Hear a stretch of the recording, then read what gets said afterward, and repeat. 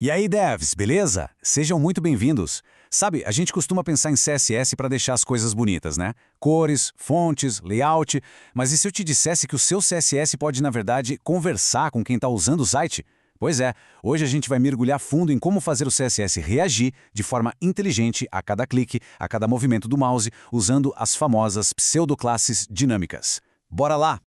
Mas ó, antes da gente botar a mão na massa, aquele recadinho rápido que fortalece demais o nosso trabalho aqui. Se você curtiu o que vai ver, não esquece de deixar aquele like, compartilhar com um amigo que também está nessa jornada e, claro, se inscrever no canal. E sério, usem os comentários. Me digam o que mais vocês querem ver por aqui. É essa troca que faz a nossa comunidade de devs crescer. Valeu mesmo pelo apoio. É exatamente essa a ideia. Imagina só, o seu código de estilo deixa de ser só uma pintura estática e passa a ser algo vivo, algo que responde, que dá um feedback na hora para quem está interagindo. É essa a mágica que a gente vai desvendar hoje. Então, o nosso roteiro de hoje é esse aqui. Vamos começar pelo básico do feedback visual. Depois a gente vai entender por que foco é tão crucial para a acessibilidade. Vamos ver um truque incrível como o seletor .checked, entender como o CSS e o JavaScript jogam no mesmo time e, para fechar com chave de ouro, algumas boas práticas que todo dev deveria seguir. Ok, vamos começar pelo começo, pelo que talvez seja o mais conhecido de todo mundo, as pseudoclasses Hover e Active. Elas são tipo o feijão com arroz para criar uma interface que parece que responde ao toque. Pensa no Hover como um aperto de mão digital, sabe? A pessoa passa o mouse por cima de um botão, ele muda de cor. Com isso, o site está basicamente dizendo: opa, tô aqui, pode clicar em mim, eu faço alguma coisa. É o primeiro sinal de que um elemento é interativo.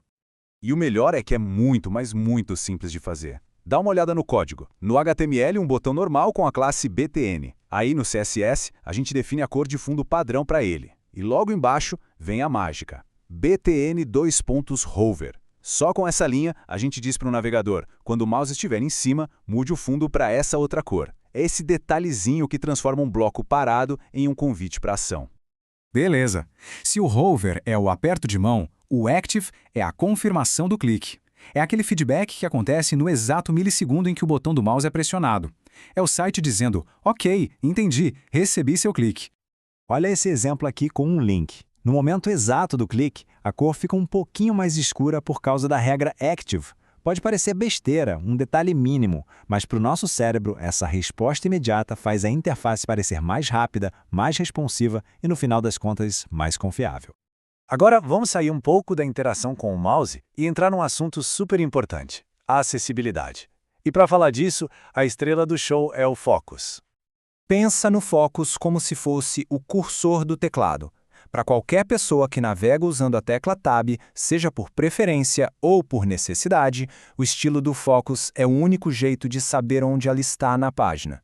Se não tiver esse indicador visual, o site simplesmente se torna impossível de usar sem mouse. E aqui está o pulo do gato. A gente sabe que aquele outline que o navegador coloca por padrão às vezes é meio feio, né? Não combina com o design. A solução não é simplesmente remover, mas sim substituir.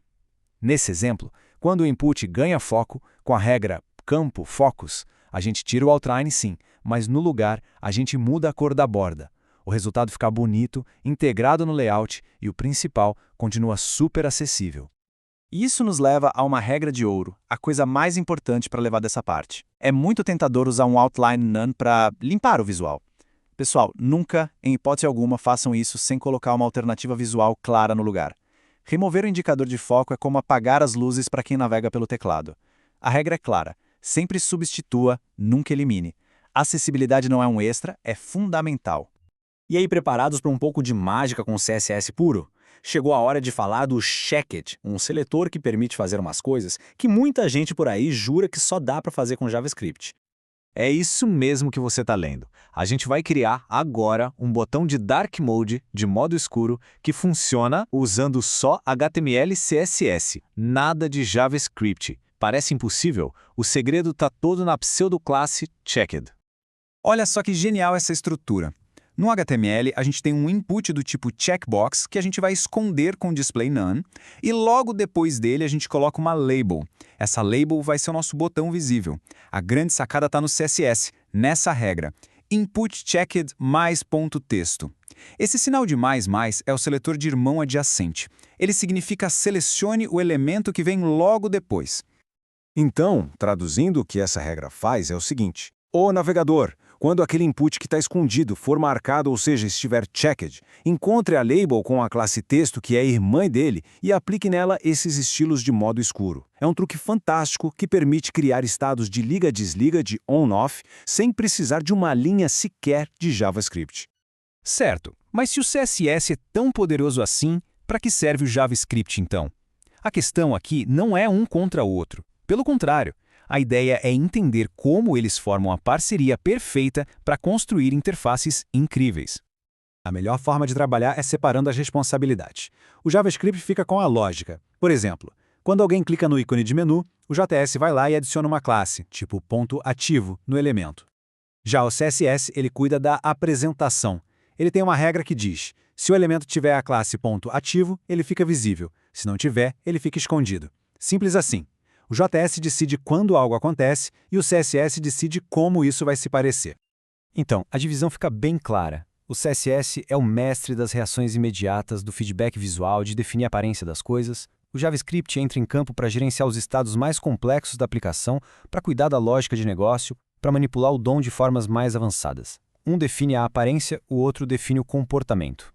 Bom, estamos chegando na reta final.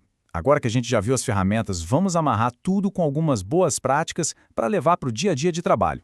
Para a gente memorizar, então. Primeiro, use e abuse de hover, active e focus para dar aquele feedback rápido e gostoso de usar. Segundo, deixa o JavaScript para controlar a lógica mais pesada. Terceiro, e muito importante, nunca crie uma funcionalidade que só pode ser acessada com o mouse, com hover. Lembre do teclado. Quarto, o foco visível é sagrado, a gente já falou sobre isso. E por último, sempre teste tudo com o mouse e com o teclado. Isso vai garantir que o seu trabalho funciona de verdade para todo mundo.